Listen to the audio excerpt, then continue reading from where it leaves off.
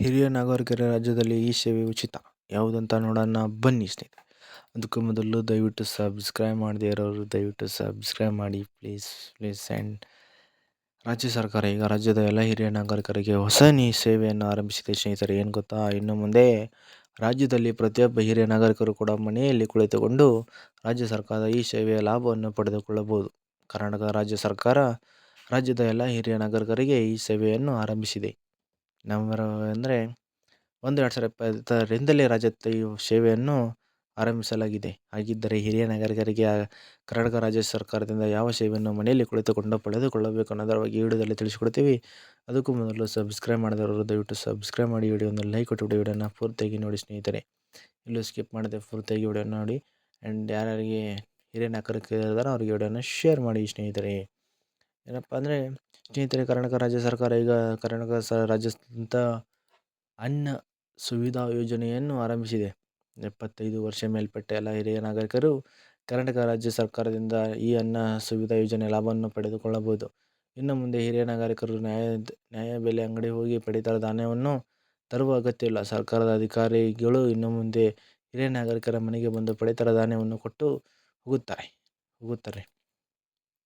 ಹಿರಿಯ ನಾಗರಿಕರು ನ್ಯಾಯದ ಬೆಲೆ ಅಂಗಡಿಗೆ ಭೇಟಿ ಕೊಟ್ಟು ತಮ್ಮ ಹೆಸರನ್ನು ನೋಂದಾವಣೆ ಮಾಡಬೇಕು. ಹಿರಿಯ ನಾಗರಿಕರು ತಮ್ಮ ವಿಳಾಸ ಮತ್ತು ಅಗತ್ಯ ದಾಖಲೆಗಳನ್ನು ಕೊಟ್ಟು ನ್ಯಾಯದ ಬೆಲೆ ಅಂಗಡಿಯಲ್ಲಿ ಅನ್ನ ಸುವಿಧಾ ಯೋಜನೆ ತಮ್ಮ ಹೆಸರನ್ನು ನೋಂದಣಿ ಮಾಡಬೇಕಾಗುತ್ತದೆ. ಅನ್ನ ಸುವಿಧಾ ಯೋಜನೆ ಹೆಸರನ್ನು ನೋಂದಣಿ ಮಾಡದೆ ಹಿರಿಯ ನಾಗರಿಕರ ಮನೆಗೆ ಅಧಿಕಾರಿಗಳಿಗೆ ಭೇಟಿ ಕೊಟ್ಟು ಪಡಿತರ ಧಾನ್ಯವನ್ನು ಕೊಟ್ಟು ಹೋಗುತ್ತಾರೆ. ಸ್ನೇಹಿತರೆ, ಹೌದು, ನಿಮಗೆಲ್ಲ ಗೊತ್ತಿರುವ 75 ವರ್ಷ ಮೇಲ್ಪಟ್ಟ ಹಿರಿಯ ನಾಗರಿಕರೇ ಮಾತ್ರ ಈ ಸೇವೆಯನ್ನು ಪಡೆದುಕೊಳ್ಳಬಹುದು ಸ್ನೇಹಿತರೆ.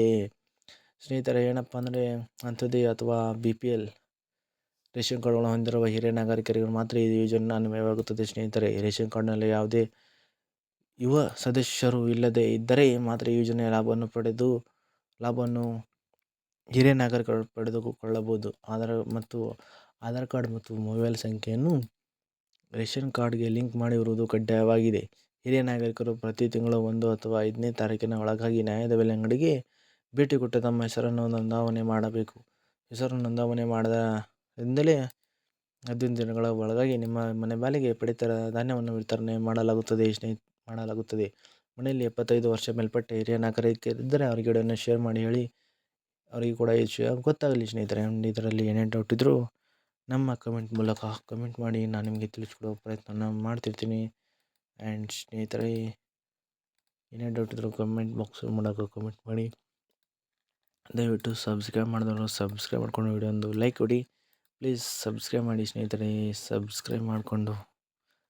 ಬಾಯ್ ಟಾಟಾ.